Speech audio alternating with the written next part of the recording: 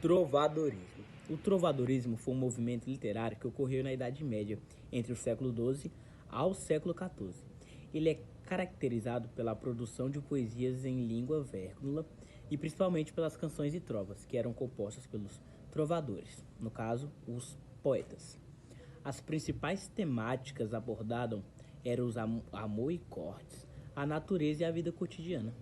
O trovadorismo é mais associado à literatura provincial, mas ele também teve grande reflexo na literatura portuguesa. Um exemplo de trovadorismo é o autor D.N. Diniz, o Rei Trovador. É um dos trovadores mais conhecidos.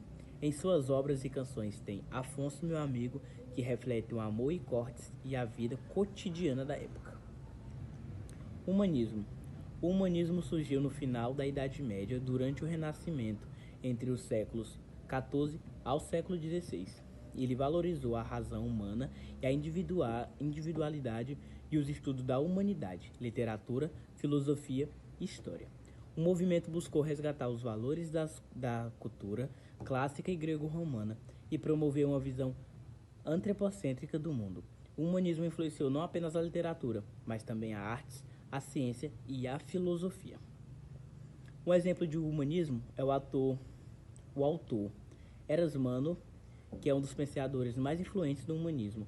Em suas obras tem o Elogio da Loucura, que critica a sociedade da época e promove a educação e o conhecimento. Classicismo. O classicismo é um movimento que se desenvolveu no século XVI e também durante o Renascimento. Ele se caracteriza pela busca de perfeição e a estética e o equilíbrio.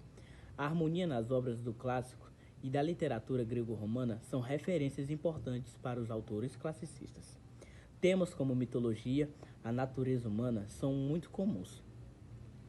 As obras desse período foram compostas a maioria em português, por Camões, e um dos principais representantes desse movimento. Um exemplo de classicismo é o autor Luís de Camões, um dos maiores poetas da língua portuguesa. Uma das suas obras é Lusíadas. É um épico que celebra a conquista dos navegadores portugueses e incorpora elementos da mitologia clássica. Quinhentismo. O quinhentismo refere-se ao período literário do século XVI em Portugal, que coincide com a época de grandes navegações. É marcado pela produção de textos que refletem descobertas geográficas e culturais do Novo Mundo. A literatura quinhentista inclui retratos de viagens, poesias e crônicas que abordam os costumes indígenas e as experiências dos navegadores. Um exemplo é a Carta de Pero Vaz de Caminha. Outro exemplo é a Escravidão da Armada de Cabral, também escrito por Pero Vaz de Caminha, qual ele descreve a chegada ao Brasil e os costumes indígenas, um marco da literatura quinhentista. Barroco Brasil.